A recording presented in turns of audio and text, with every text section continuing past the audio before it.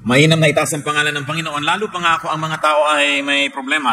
Ang mga problema ay bahagi ng isang buhay na kumpleto at buhay na talagang makulay. James 4:14, why you do not even know what will happen tomorrow. And this kind of uncertainty is one of the realities of life that people have to live with. Na hindi natin alam na napakaayos ng lahat ngayon, biglang naiiba ang timpla ng buhay, nagkakaproblema. So dapat ang tao laging handa when we become down and out. Sabi nga nila, yung pagiging down and out, yung parang pinagtakluban ka ng langit at lupa, hindi ka uso, ikaw lagi ang may kasalanan o ikaw itong hindi productive, nangyayari sa buhay ng bawat isa sa atin. At dyan sa mga panahon na yan, nagiging napakahalaga ang pag-unawa natin sa salita ng Diyos at sa mga layunin ng Diyos sa ating buhay.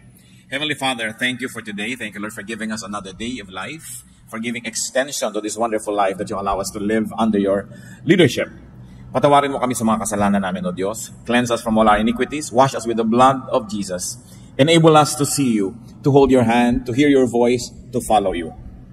Palayain mo kami, Panginoon, sa mga kabigatan ng katawan, kabigatan ng isip, kabigatan ng kalooban, at nawa maging sa kabigatan ng espiritu. At kami ay makasunod sa inyong kagustuhan.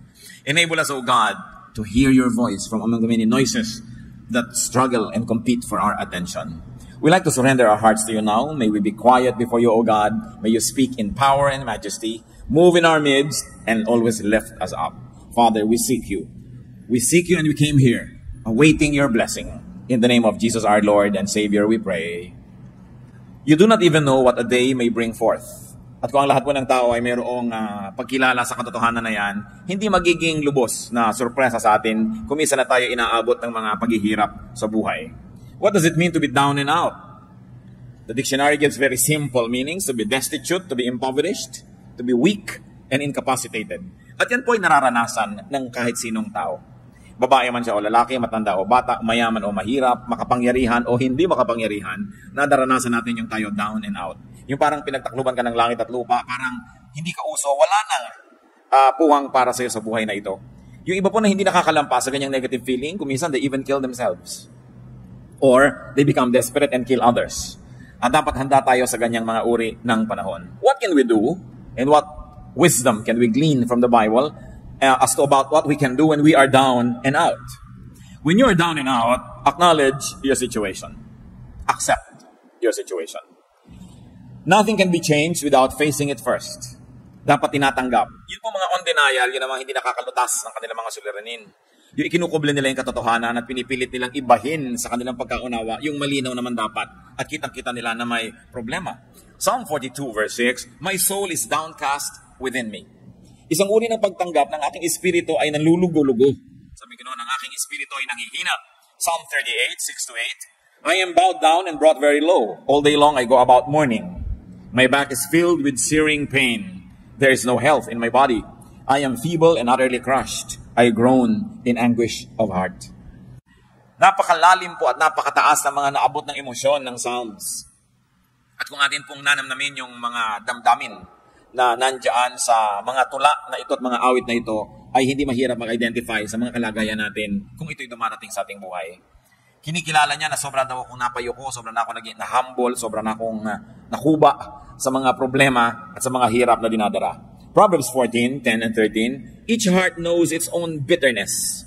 Even in laughter, the heart may ache, and joy may end in grief.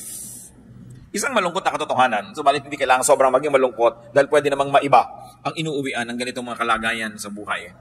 At ang tangi lang daw na yung may-ari ng puso, yung may katawan, yung may kalooban ng lubos na makakaunawa sa lalim ng kanyang mga kapighatian. Sa mga pait na kanyang dinaranas, walang pwedeng makishare nun. People can only approximate. So huwag po natin sinasabing, I understand.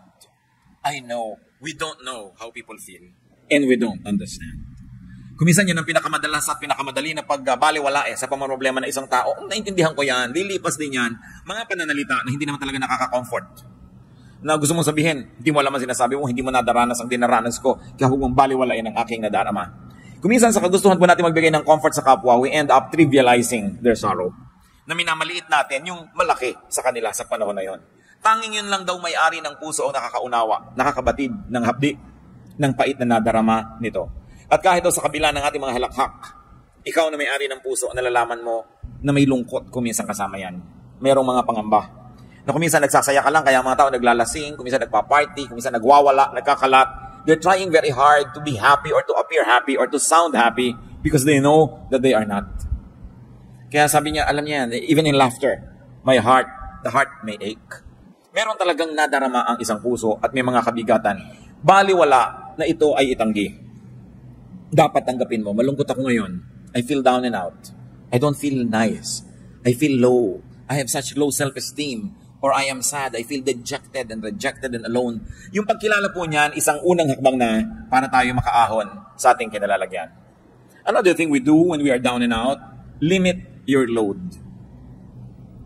Kahit po mga tulay, makikita natin sa highway, load limit, 15 tons. Sa maliliit na tulay, 10T, nakalagay yun. Ibig sabihin, 10 tons, 10,000 kilos. Ang kaya lang dalhin ng tulay na yon. Laging may load limit. Kung may dala kayong carry-on baggage, sinusukat-sukat pa yan o lampas ka na sa timbang dahil ito lang ang iyong limit. At ang puso po ng tao, may hangganan ng kaya niyang dalhin na pighati. Respect your load limit.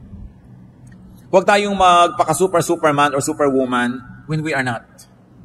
Huwag nating pagmukhaing magaan kung hirap na tayo. Kailangan na bawasan ang pinapasan ng tao. Lalo't ang pinapasan ay kasalanan, hindi mo na madala-dala, kailangan magbawas ng mga kasalanan para gumaan-gaan ang ating nararamdaman. Psalm 38 verse 4, my guilt has overwhelmed me like a burden too heavy to bear. Wala na yatang bibigat pa na dalahin kesa sa guilt. Yung inuusig ka ng iyong budhi, napakahirap dalhin yan. At kung nilalasing mo ang iyong sarili, nililibang mo ang iyong sarili para malimutan mo ikaw nagigilty, lalo lang yan bumibigat. At kung tayo po ay nasa isang uri ng ginagawa natin na lalong nagpapabigat ng kalagayan, what is important to do is to get out of the game.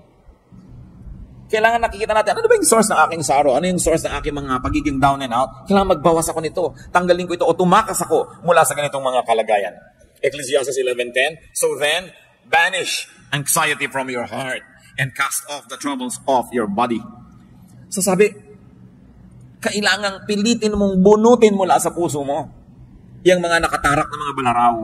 Hindi yung ang lagi mo na lamang na idolo ay ang Mater Dolorosa, no, na mayroong 7 punyal na nakatarak sa kanyang puso. Tingnan mo naman ang facial expression. Di ba talagang nagkanda bigat-bigat na? Hindi dapat yun gayahin. Hindi dapat na napakarami mong pinapasan. May mga tao po kasi meron silang ganyan may messianic complex. They think that they are the saviors of the world. Papasanin nila ang daigdig. Pero merong kaya ang tao at merong hindi na kaya. Kung meron tayong activity na sobrang stress ang ibinibigay sa atin, stop. Have a break. Have a vacation from it. Kung meron tayong mga relasyon na talagang stressful, putulin, wakasan, o bigyan muna ng recess, bigyan ng break. Kailangan isara ang pinanggagalingan ng mga nagpapahirap. The Arabs have a saying, close the door that brings in the draft. Yun daw, pinto na pinapasukan ng ambon, ng hangin, ng ulan na isara. At bakit pinto? Kasi wala mga bintana ang bahay nila. No? Sa Arabian Peninsula, the architecture there, wala talaga mga windows. So ang isasara nila, pinto, sa atin, bintana. At tayo kasi may mga media agwa, bihira tayong tinatamaan ng ulan papasok sa bintana, di ba? Pero sa kanila, basta umulan kasi hindi kasama sa plano ng architecture nila, pasok agad sa bahay nila. So sabi na, close the door that brings in the draft, even the wind that you don't like. Mga kapatid, kung sakasakali that you're feeling down and out, or you're about to feel down and out, i-identify nyo agad, saan nagmumula itong feeling na ito? Sino ang nagdadala nito sa buhay ko? Anong activity ko ang pinagmumula nito? At agad-agad ninyong itigil, isara, bitawan, pagpaalaman, dahil hindi marapat na patuloy kayong magdala ng load hanggang mag-break. Marami mga nagbe-break Kahit yung mga circuit breakers, may load lang dapat ang isang bahay na dinadala niya ng kuryente. Kaya tayo may fuse. Pag sobrang pumasok na kuryente, hindi kakayanin ng mga load, magtitrip ang fuse. Titigil sa pag-andar para i-protect yung bahay sa pagkakasunog. Ang katawan natin, may load yan ng pagod, kaya natutulog. Kaya itinutulog yan kasi sinasabi ng katawan mo, tapos na ang load mo, hanggang dyan ka na lang. Ano nangyayari po sa mga nagda-drugs? Kadalasan 3-4 na araw walang tulog. Kakaya nilang tumayo na walang tulog. Pero tingnan nyo, para sila mga naglalakad na kalansay. Kasi hindi talaga kaya ng katawan, artificial lang yung power. At lahat ng bagay na artificial, may bayad. May singil. Ang hindi ipinagpapahinga, ipagpapahinga mo rin yan. Kaya talagang ayaw magpahinga. Nagkakaroon ng karamdaman. Wala nang magawa dahil talagang hindi na kayang bumangon. Babawi at babawi ang katawan sa mga utang natin sa kanya. So what could be giving you load? Limit your load. You have to be kind to yourself. Another thing to do when we are down and out is to share your burden. You not only limit your burden, but you also share your burden with a friend. To confide in a friend is very important. Napansin niyo po ba na kung minsan maihingan niyo lang ang problema niyo sa isang pagkakatiwalaang tao kahit wala siyang ibinigay na payo, kahit hindi siya nagpautang, kahit wala siyang ibinigay na tulong, gumaan na? That's important to have friends. Friends divide our sorrow and they multiply our joy. Kaya pag tayo po may mga dinedevelop na mga friends, una, we enjoy the friendship. 2, they enjoy our friendship. And 3, if you have not yet relied on that kind of friendship, you are just saving for a rainy day. Nakakailanganin mo isang kaibigan na pwede mong pagkatiwalaan, pagsabihan ng mga problema mo na hindi mo masabi sa iba, nakakagaan. Deuteronomy 1:12, but how can I bear your problems and your burdens and your disputes all by myself? Sabi, hindi ko kaya yan mag-isa. Kailangan meron akong kasama. Kailangan meron akong katuwang. Ecclesiastes 4:10, if one falls down, his friend can help him up. Kung wala kang ginawa kundi magyabang sa iyong kaibigan, magpa-impress, magpasikat, paano mong aaminin sa kanya ang iyong mga suliranin? Paano ka magpapatulong sa mga kabigatan? Kaya kailangan meron ka man lang isa o dalawang tao sa mundo na hindi mo ini-impress. Yung kung ano ka lang yun ang pagkakaibigan ninyo, hindi yung kung ano yung akala niya tungkol sa'yo.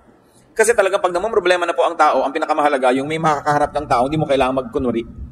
Hindi mo kailangan magbalat kayo. And it is a gift of God to have at least one person like that in your life na maaamin mo ang mga ipinakakalihim-lihim mo sa buhay.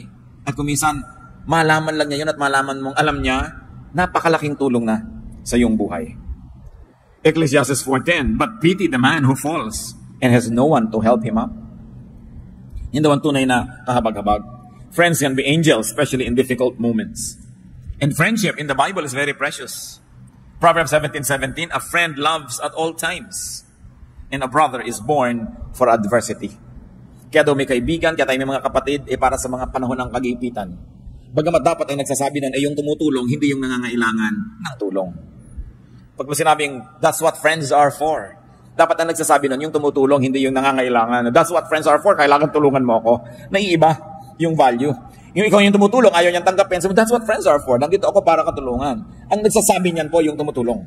Hindi natin inuobliga ang mga kaibigan natin, that's what friends are for. Therefore, ay mumolestyahin kita. But a friend loves at all times. At kung minsan, ito po ang pinaghihinanakit ng mga tinatawag nating non-Christians, mga unchurched, mga hindi born again, sa mga kaibigan nila na born again. Na nagkaroon na ng kondisyon ng pakikipagkaibigan.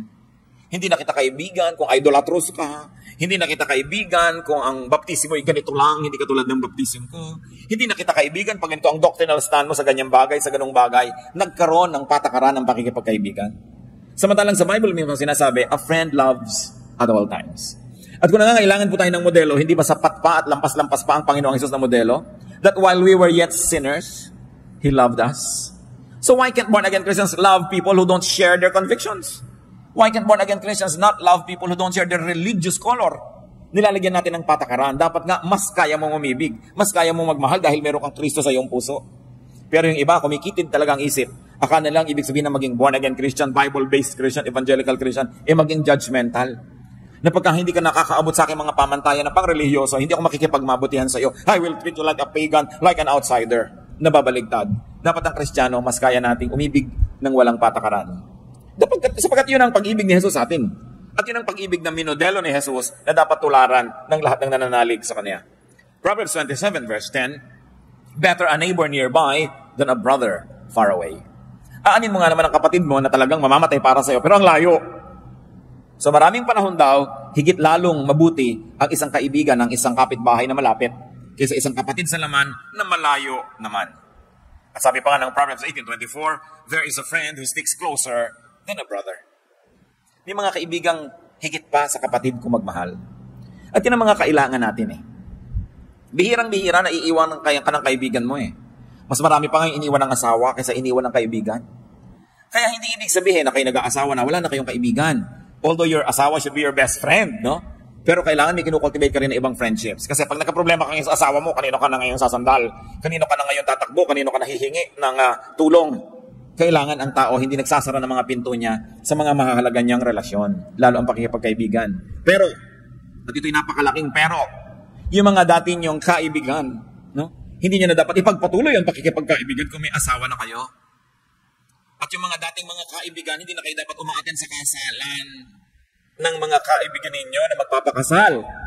Kasi day nila yun eh. Nang-aagaw ka pa kuminsan ng eksena ng bride o ng groom dahil ipinaggigiitan mong yung sarili. Kasal nila, nandun ka. Nakaka-offend.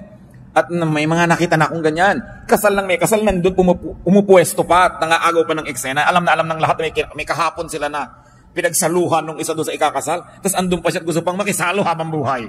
No? Kailangan lumalaki tayo sa lugar. But friends without the romantic connection must be maintained and kept. And they can give us balance also. So, make, have, and keep friends. Kung maglalagay tayo ng therefore sa mga pinag-uusapan natin, kailangan ng tao talaga may mga kaibigan. Mapalad yung mga tao na yung kalagayan nila sa buhay ay mas madaling makipagkaibigan. Kasi meron pong mga kalagayan na hindi ganun kadali na makipagkaibigan. Hinihingi ng inyong kuminsan ng mga tungkulin na maging mailap kayo ng konti sa mga tao dahil may pinangangalagaan kayo na integridad ng inyong mga tungkulin. Pero mas higit na mapalad yung mga hindi kailangan gawin yon sapagkat mas madali sa kanila ang makipagkaibigan. What else should we do when we're down and out? Get and receive help, which is what we have been talking about anyway. Kailangan ang tao tumatanggap ng tulong. Paminsan-minsan, hindi yan masama. Ang masama lang, ikaw wala na tayong ginawa kundi sumandal, maging pabigat sa kapwa natin. Pero there are moments. Job 16:20, my intercessor is my friend as my eyes pour out tears to God. So kung sino ang nag-i-intercede for us, those who are praying for us, those who are standing between us and other people, our intercessors, they are friends. So how can we develop friendships? Help others when able. Isaiah 41:6, each helps the other and says to his brother, be strong. Napakahalaga nung nagtutulungan at nagpapalakasan at pinapalakas mo yung kapwa. Plant and therefore harvest good seeds. Habang gumagawa po tayo ng mabuti sa ating kapwa, dapat lang natin itanim sa ating isip na gumagawa tayo ng mabuti. Period. Pero alam din natin na ang Biblia rin ang nagsasabi na ang mga paggagawa ng mabuti ay meron ding kakambal na pag-aani. Pero ang napakasarap po na isa-isip habang gumagawa tayo ng mabuti sa ating kapwa, ipag-pray natin, Lord, ito pong tinutulungan ko, nawa kahit kailan hindi ko kailanganin ang tulong niya. Hindi dahil mayabang tayo, kundi sabi natin, Lord, i-bless niyo po ako na lagi na lang akong tumulong ng tumulong sa kapwa. Magbigay ng magbigay. Kahit hindi na dumating pa yung panahon ako ang sisingil, akong nangangailangan dahil total, lagi mo naman ako binibless. Hindi masamang prayer. Kasi na-check din ang ating mga intention. Kasi kung minsan, tulong tayo ng tulong, yung pala dahil matutulungan din ito ko later, investment lang. Napakaganda nung tumutulong ka lang dahil gusto mo lang tumulong. Pero kahit pa nga, hindi ganun kalinis lagi ang iyong kalooban, ang sinasabi sa Bible, pag may itinatanim, may inaani ang tao. So just always consider it. When you're doing good, you're just planting and planting and planting. If you are not able to harvest from the same person, the God of the Bible who says, what you sow you will reap, will see to it that you will reap it from somewhere else, from someone else, basta darating at darating aani ng itinatanim. Kaya napakainam po mga kapatid, na gawing policy natin sa buhay. Kung tayo'y matibay, at anong ibig sabihin ng matibay? Yung hindi tutumba ka na, matibay ka lang, nakatayo ka, humanap ka lagi ng matutulungan. Magtanim ka ng mabuti. Sapagkat sa paggawa natin ng mabuti sa ating kapwa, una, ikinalulugod ng Diyos. At kung nalulugod sa iyo ang Diyos, paano ka naman malulugi? Number 2, nalulugod din sa iyo ang iyong kapwa. At generally speaking, ang mga tao naman ay marunong tumanaw at makaalala kung sakaling ikaw naman ang mangailangan. Bihira naman yung talagang lumilimot eh. So, meron ka rin dyan ng mga benefit. At pangatlo, tuwing tumutulong tayo sa kapwa, lumalakas tayo. There is something miraculous about helping people, that when you keep on helping people, you become stronger and stronger and stronger. So that when the same storm happens to strike you, you are now well-equipped, not only to survive, but also to prevail. So plant good deeds. Galatians 6:7, a man reaps what he sows. Kung ano tinatanim ng tao, inaani. 2 Corinthians 1:3-4, praise be to the God and Father of our Lord Jesus Christ, the Father of compassion and the God of all comfort, who comforts us in all our troubles, so that we can comfort those in any trouble with the comfort we ourselves have received from God. Parang masyadong verbose, pero ang ibig lang sabihin, pag nagko-comfort ka ng iba, pag ikaw naman ang nangailangan, you will also be comforted. Either the people that you have comforted will comfort you back, or other people that you have not comforted will comfort you, or in any of the case, God will cause you to be comforted. Walang pagbibigay ginhawa sa kapwang nagigipit, walang pagbibigay tulong ang hindi sinusuklian ng langit ng gantimpala. What else do we do when we are down and out? Seek God. Madalas, yun lang pala ang dapat gawin kasi nagiging paalala ng kalangitan sa taong nakakalimot yung mga kanyang pagiging down and out. Sometimes feelings of inadequacy and failure, even ill health, danger, are just reminders from God that we are forgetting Him. At ipanalangin natin na hindi na kailangan natin ng mga dramatic reminders from God para lang tayo magbalik loob at maalala siyang muli. Dahil talaga namang 99.99% ang taong nagigipit, nagkakasakit, nagkakaproblema, biglang nagiging makadiyos muli. Biglang-biglang nagiging relihiyoso na naman. Biglang-biglang nagiging madadasalin at gustong ipagdasal din siya ng iba. Biglang nabubuklat uli ang mga inaanay na Biblia. At biglang umaattend uli ng mga religious services na matagal na hindi sinisipot pag ang tao ay sobrang nagigipit. Kaya yung pagiging gipit din po mga kapatid, kung ang nagiging bunga ay nagbabalik loob tayo sa Diyos, yan man ay pagpapala. Pero ipanalangin natin, huwag na tayong dumating sa ganon, na talagang inilugmo ka, pinaluhod, binugbog para lang duguan kang bumalik sa pana ng Diyos.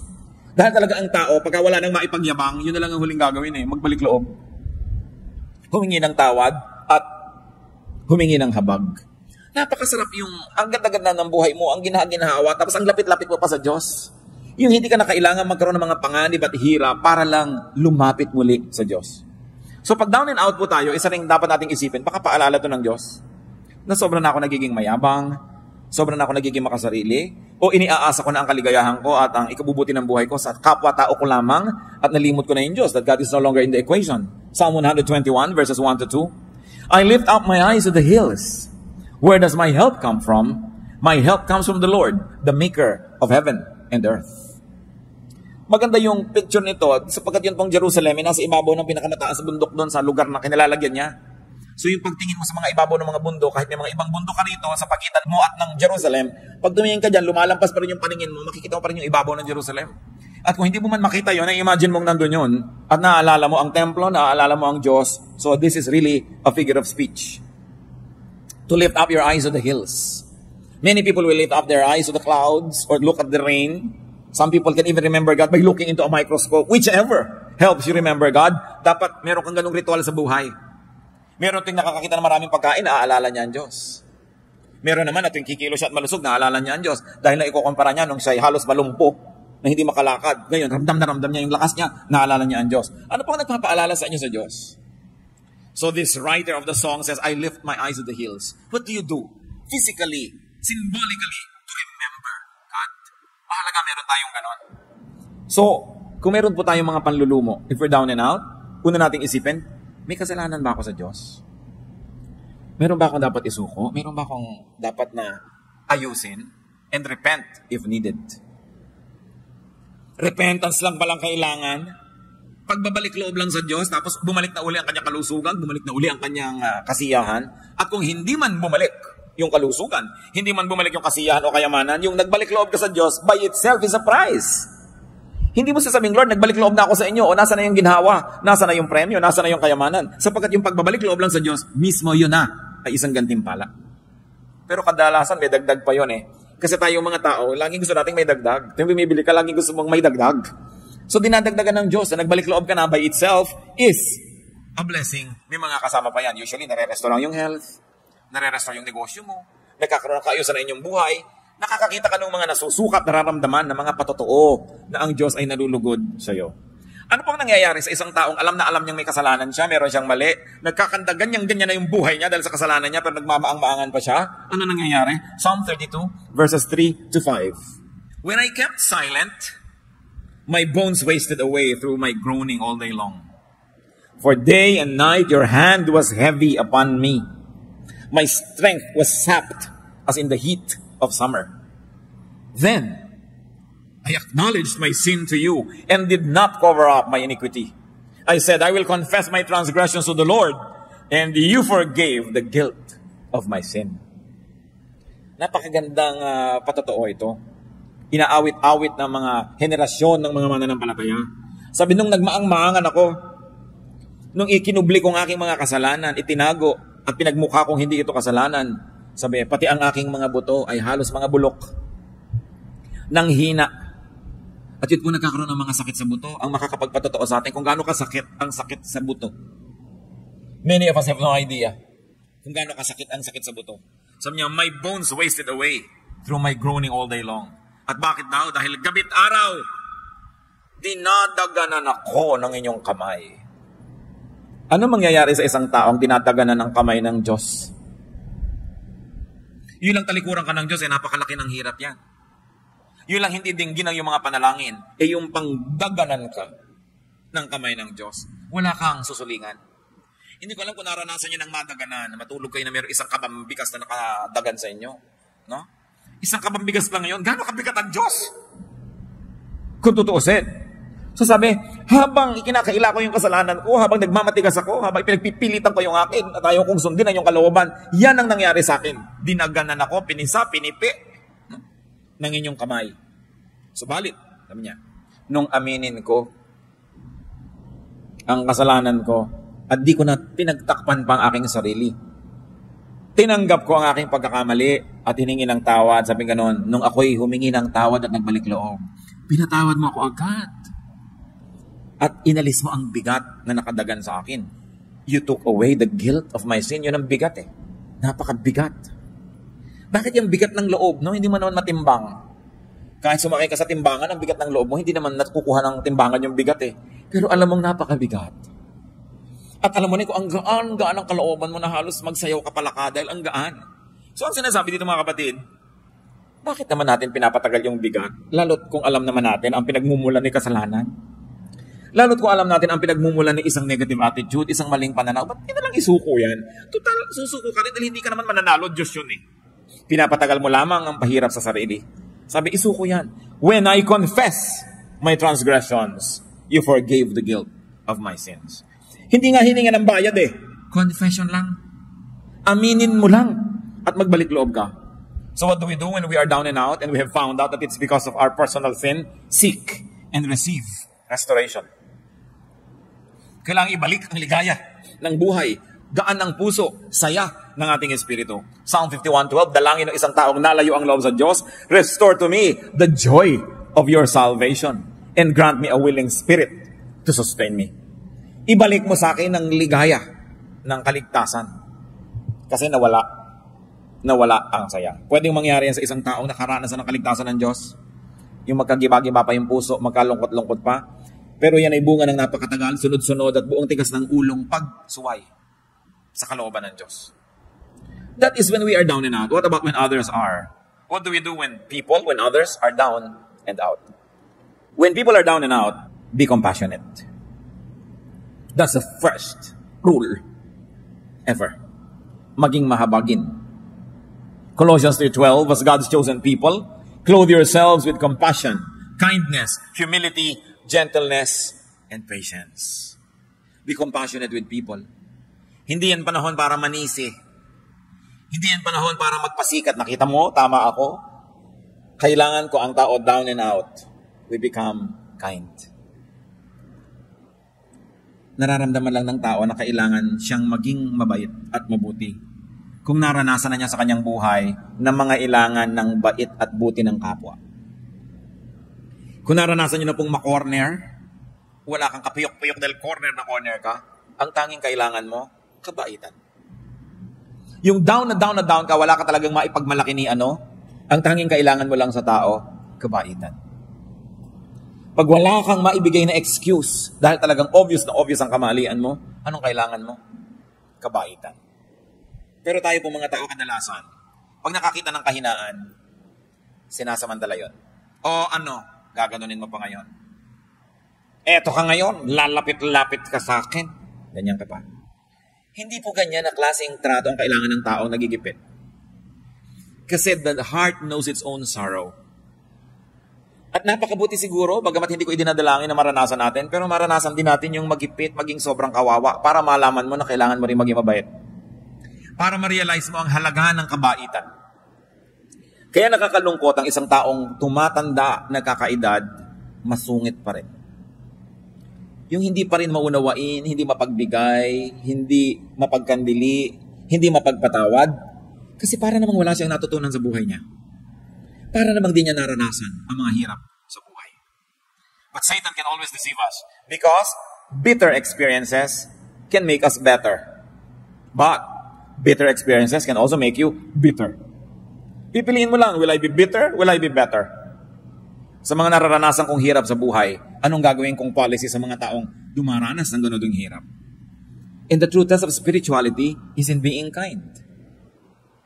At yan po ay isang basic value ng kahit anong major religion sa mundo. To be kind to the weak. At yan ay pinerfect ni Jesus ang example. No? The woman caught in adultery. Meron pa bang higit na malaking kahihiyan kesa sa isang babaeng mahuli sa akto ng paggawa ng isang bagay na inuuri at sinusukat ng kanyang lipunan na pinakamasamang magagawa ng isang babae? Nahuli sa akto, kinaladkad ng mga tao sa lansangan, walang kapiyok-piyok dahil caught in the act. Pero ang sabi ng Panginoon, o kung sinang walang kasalanan, di maunang bumato. Di ba musika sa tenga ng babae yun? Subukan ko nyo kung kayo yung babatuhin. Kung hindi musika sa inyo yung sabihin ng tao na, tinanong anong gagawin namin sa kanya? Inilagay sa kamay ni Jesus ang mangyayari doon sa babae Alam nyo, madalas nasa kamay natin ang mangyayari sa ating kapwa. Kumisan kuya kayo ng isang pamilya, kayo tong breadwinner, may nagkamali, kumisan nasa kamay ninyo kung ano mangyayari sa kanya. Kasi yung opinion, papakinggan ng iba. Kumisan kayo yung tatay, kayo yung nanay, anong gagawin nyo sa isang taong ganun? Pinakita sa atin Jesus ang dapat gawin. Sabi niyo, yung mauna na yung walang pagkakamali. Kaya dahil doon, walang nanglakas loob bumato. Kailan nyo ibinibigay yon? Kailan natin kakailanganin yon? Remember, what you sow is what you reap. Napakahalaga na iniisip niya. Kaya ang ating beginning na verse you don't know what the day may bring forth. Be kind, because you don't know when you might be the recipient of the same kindness. So when people are down and out, be compassionate to them, communicate with them. Ang isang napakahirap na mangyari sa isang tao pag siya down and out ay yung ma-isolate. Yung nag-iisip siya, hindi kaya ako tinatanggap ng mga tao, ipinupuwera nila kaya ako sa kanilang buhay. Communicate with them. Yung mga talunan, communicate with them. Kasi iniisip nila, meron pa kayang tatawag sa akin, magte-text pa, natalo ako sa eleksyon, natalo ako sa contest, natalo ako sa kahit ano pa man. Dahil siyempre maraming kung bumabati sa nanalo, ito sa natalo. Meron pa bang bumabati dyan? Communicate. And when we communicate, we're saying, I'm here, I'm available, I am willing to help. Galatians 6:2, carry each other's burdens, and in this way you fulfill the law of Christ. So be kind-hearted, be gentle.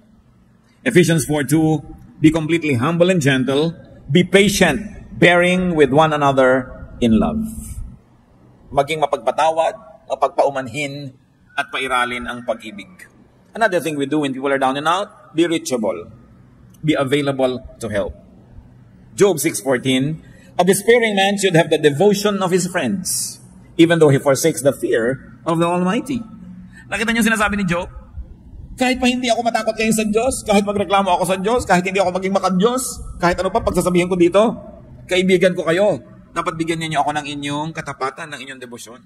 Kita niyo yung sabi niya, a despairing man should have the devotion of his friends, even though he forsakes the fear of the Almighty. At dito, bumabagsak yung maraming mga Christians. Pagka meron nagkaroon ng despair, sasabihin na, kasalanan mo yan. Dapat talaga mangyari sa iyo yan. No? Yung iniisip natin, dahil ang tao may kasalanan, dapat mangyari sa kanya yon. That's already the position of a judge. At ang sabi sa atin, judge not. Ang inuutos lang sa atin, merong nangangailangan ng tulong, tulungan mo without passing judgment. Let God be the judge. God naman talaga ang may alam ng lahat. Siya ang nakakaunawa ng lahat, so hayaan natin yung pag-uhusga sa kanya. Ang gawin natin, yung inuutos sa atin, to be compassionate. And when people are down and out, do not preach. It's not the time to preach. Do not moralize, or judge, or persecute. Kailan po tayo dapat nagpipreach? Before a disaster. Before people commit a mistake. Tinuturuan natin, binibigyan natin ng mga paalala, ng mga example, encouragement. Pero oras na sila yung nagkamalit na dapana, ang susunod na gagawin na natin is compassion, kindness, love, support, para makarecover ang tao. Hindi preaching. Sabi sa Ecclesiastes, there's a time for everything and a time for every activity under heaven. So there's also a correct time for preaching. Dahil kung yung tao down and out, hindi nakikinig yun. Preach ka ng preach, nakikita niya gumagalaw yung bibig mo pero wala yan nadidinig. Kasi ang laman ng puso niya, yung kanyang pighati. Job 6:24-26, teach me and I will be quiet. Show me where I have been wrong. How painful are honest words. But what do your arguments prove? Do you mean to correct what I say and treat the words of a despairing man as wind? Ano pa yung context nitong si Job? Nung siya ay dinapuan ng kutakot-takot na dilubyo sa buhay, bagamat alam natin siya ay mabuting tao sapagkat siya dumaan sa pagsubok. May 3 siyang matatalik na kaibigan na naglakbay ng malayo para makiramay sa kanya. At napakaraming araw at gabi ang lumipas na umupo lang sila doon kasama ni Job. walang kakibo-kibo, nakikiisa sa kanyang pighati. Subalit, matapos ang ilang araw, nagsimula na silang magsalita, isa-isa, walang humpay, taking turns, at isa lang ang sinasabi nila kay Job. Nagkaganyan ka, siguradong may kasalanan ka, aminin mo na. Yun lang ang sinabi nila, pagkakabahabang poetry, basahin mo, ang daming mga stanzas, pero yun lang, hindi pwedeng magkaganyan ka kung righteous ka. Siguradong may mali ka. Anong malay nila? Alam na alam natin because the Bible writers tell us that Job went through a trial. Anong malay mo kung isang tao very righteous pala and going through a trial? Ba't mo i-judge? Kaya sabi nitong si Job, napakasakit na inyong mga salita. Ano ba ang gusto niyong gawin? Ituwid niyo lahat ng mga sinasabi ko at baliwalain niyo ang lahat ng aking mga pangangatuwiran. Ang ipinagpipilitan ninyo, dapat mangyari sa akin to dahil meron akong kamalian. At marami po ako alam mga kapatid. Mga Christian na naman. Pupunta sa may sakit na malubha. Kawawa ka naman, sister. Ito ang pinya. O ito ang ganito, ito ang ganyan. Mamaya, sister, baka naman may dapat kang i-confess. Wala. Bakit ka nakaganyan? Kung hindi ka may kasalanan. Mamaya talaga inuusig-usig na niya yung nakahiga doon. Mabuti pa, di na lang siya dumalaw. Kasi, kung totoong may kasalanan yung tao, hindi na siya kailangan paalalahanan. Alam na niya yon. At kung kayo may sugat, gusto niyo bang dinudut-dut po? May sugat ka, ito yung sugat mo. Diin mo pang ganon. Hindi mo kailangan yun. Sensitive ka na nga. Ang kailangan mo ay kabaitan ng tao. At hindi ko man naging mabait sa'yo, ay magpapalusot ka na sa Diyos. Lalo ka nga nagigilty kung mabait yung kaharap mo, di ba? Kung hindi ka inuusig, mas nagiging defensive ka nga kung usig siya ng usig. Siyempre, offensive siya, defensive ka. Pero kung walang offense, there'll be no need to be defensive. And people can be more open to the ministration of the truth. So, if people are down and out, it's not a time to preach. Mga kapatid, kung magpipreach kayo sa isang taong nagkamali na, ibig sabihin, hindi kayo nag-preach bago siya nagkamali. Ibig sabihin, marami kang pinalampas sa pagkakataon, doon ka dapat nagturo, doon ka nagbigay ng patotoo, doon ka nagbigay ng example. Pinalampas mo, tapos ganyan ka pa magtuturo kung kailan nagkamali na. It's not a time for that. Although, I believe that there's a time for another preaching. There is a time for another reminder, but not during the moment of crisis. Because the person will not be mentally and emotionally receptive to you. What else do you do when people are down and out? Be discreet. Be silent. And be tasteful in helping others. Lalo yung mga counselors, you must never talk about your counselees. Except, of course, in a clinical record. Because some groups, churches, have clinical records of counseling. It's also one way to monitor what kind of counsel the people get. It's a way to monitor what kind of counseling the counselors dispense. So some records are kept, but identities are kept secret. Kailangan discreet ang tao. You don't drop names that you help. Matthew 6:3-4, but when you give to the needy, do not let your left hand know what your right hand is doing, so that your giving may be in secret. Then your Father who sees what is done in secret will reward you. And that goes for giving advice, for giving help. Hindi na natin ipinamamalita ang ganyang mga bagay. Tahimik lang tayo. Napaka-importante na ang tao, discreet, hindi matabil, hindi madaldal. Lalo't kayo ay nasa mga service-oriented work. Kung kayo halimbawa nagre-retoke ng muka, yan ang inyong hanap buhay. May nire-retoke ka ngayon dito. Kung sasabihin, si ano nga, nire-retoke ko yun eh. Si ganito, nire-retoke ko. Dahil hindi ka pagtitiwalaan ng nire-retoke mo, hindi, ipamamalita mo rin pala siya. May mga taong ganoon hindi marunong mag-keep ng mga names. They are just too glad and too foolish to blurt out sensitive information. So it's important to be discreet when you are helping. When people are down and out. Kaya po yung iba, kahit nasasabog na ang dibdib, hindi makapagsiwalat at hindi makapagbulalas sa takot na idaldal nyo. Pero kung tayo lang ay napagkakatiwalaan, at napapatunayan natin sa kapwa natin na pagkakatiwalaan tayo, kung dumating ang pangangailangan na kailangan nila ng mapagkakatiwalaan, lalapit sa atin, it's a great, great, great gift that we could give to people. I will place that among the top 3 gifts that you could give to others, that they trust you. And if you're really trustworthy and they trust you, can you imagine what kind of gift you give them? You assure them that they can trust you and they can share things with you. Anong luwag ang maibibigay natin sa tao? Anong uri ng ginhawa ang maibibigay natin kung tayo na pagkakatiwalaan? And of course, what else do you do when others are down and out? Of course, pray for the person in need. James 5:16, therefore confess your sins to each other and pray for each other so that you may be healed. The prayer of a righteous man is powerful and effective. So ipanalangin ang mga tao who are down and out. Avoid talking about them. Napakadaling matukso na pag-usapan ang mga hirap at ang mga crisis ng kapwa. Pero dapat ipanalangin kaysa pag-usapan. Helping and being helped are parts of life. Kailangan tayo ay humble enough to acknowledge that we need help and kind enough to extend it. Be humble when down and out. Yung iba naman down and out na mayabang pa. Hindi tuloy tulungan ng kapwa. Gusto pa ng kapwa tuloy makita, lalo pa siya magkabuwal-buwal para maging humble. So be humble when down and out. Be humble when not down and out. In fact, be humble when strong. Because you don't know what a day may bring forth. Life is a mist. Life situation can change in an instant. Proverbs 27:1, do not boast about tomorrow, for you do not know what a day may bring forth. Ano ang magandang pamantayan kung paano tayo makikitungo sa mga down and out? Simple lang mga kapatid, kung paano nyo kayo gustong pakitunguhan kung kayo ang down and out. Ganun lang. Paano nyo itatrato yung mga anak ng kapwa nyo na nagkamali? Simple, paano nyo gustong itrato ng ibang anak nyo? Kayo anak nyo ang nagkamali. Paano nyo itatrato yung mga nadapa? Simple, kung paano nyo gustong maitrato kung kayo yung madapa. Be kind and gentle. Be ready to help and be willing to be helped. Aming Diyos, salamat sapagkat kayo yung Diyos na nagtuturo ng mga maraming mga praktikal na bagay sa buhay. Na bagamat ang buhay na ito ay maaring mapuno ng mga hirap, mga pagsubok, pakanin, hindi naman nawawala ng tulong na available from you and from your teachings. Turuan niyo kami, Panginoon, na maging mabait sa aming kapwa, maging sa aming sarili. Magbawas kami, Panginoon, na nagpapabigat sa aming buhay.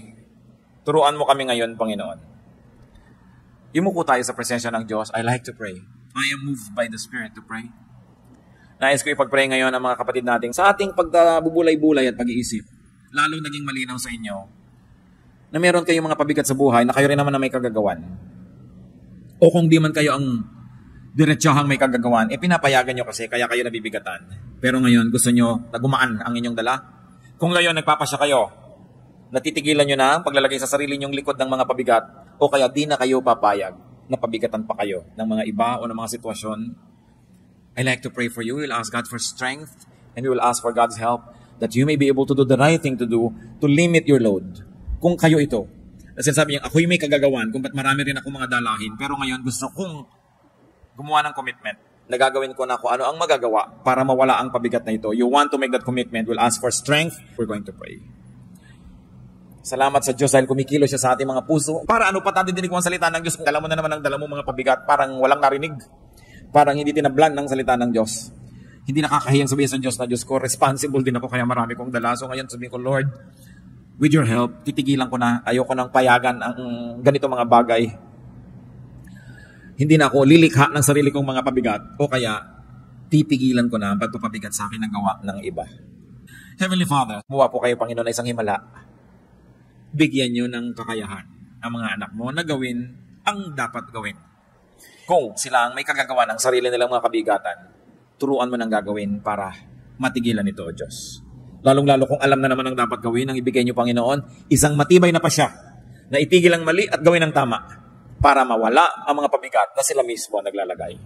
At kung sa pagtayo ng iyong mga anak, meron na mga kabigatan galing sa iba, pero pinapayagan nila.